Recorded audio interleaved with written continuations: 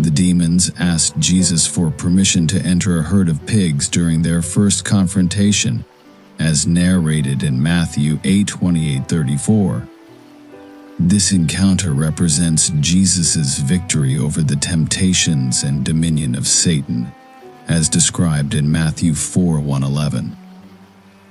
Jesus continues to assert his authority over the spiritual realm by exercising power over demons, as shown in the passage.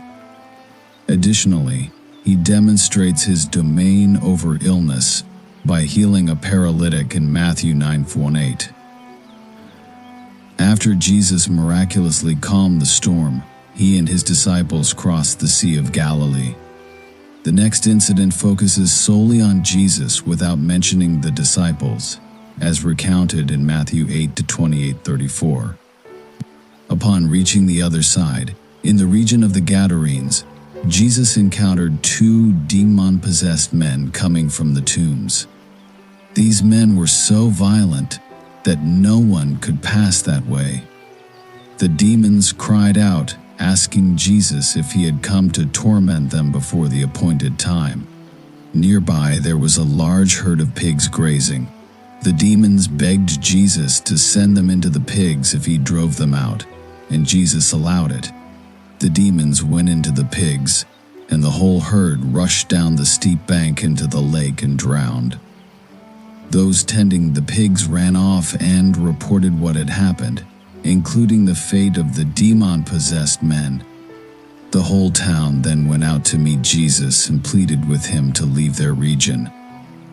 He replied, "For we are many," and he begged Jesus again and again not to send them out of the area. A large herd of pigs was feeding on the nearby hillside. The demons begged Jesus, "Send us among the pigs, allow us to go into them." He gave them permission, and the impure spirits came out and went into the pigs. The herd, about 2,000 in number, rushed down the steep bank into the lake and were drowned. Those tending the pigs ran off and reported this in the town and countryside. The people went out to see what had happened. When they came to Jesus, they saw the man who had been possessed by the legion of demons, sitting there, dressed and in his right mind, and they were afraid.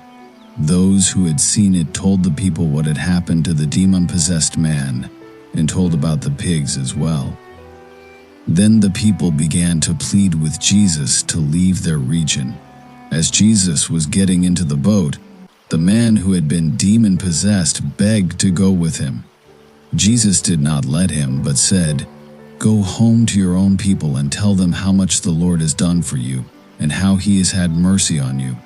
So the man went away and began to tell in the Decapolis how much Jesus had done for him, and all the people were amazed. Large crowds from Galilee, the Decapolis, Jerusalem, Judea, and the region across the Jordan followed Jesus. The situation was dangerous because the two men were so violent that no one could pass that way. They were known and feared by the general public. The demons, like Satan, quickly recognized Jesus' status as the Son of God. This is a title that the disciples will eventually use when they develop a better understanding of his uniqueness as the one whom the Father revealed to be his beloved Son. But coming from the demons, the use of the title announces their recognition that another stronghold of Satan, the spiritual world, is being invaded and dominated. The demons contrast with the disciples in their knowledge of who Jesus is. However, despite this understanding, they remain demons, knowing Jesus but hating him, which is demonic. The question the demons ask Jesus can be both harsh and kind, depending on the context. Jesus accepted the demons' proposal to enter the herd of pigs, as it served his purposes. It resulted in the men's liberation from the demons. The pigs were unclean creatures according to Jewish tradition, and it did not alter the demons' ultimate fate of judgment. This is distinct from Jesus' encounter with Satan in the wilderness, where yielding to Satan's demands would have led Jesus into disobedience.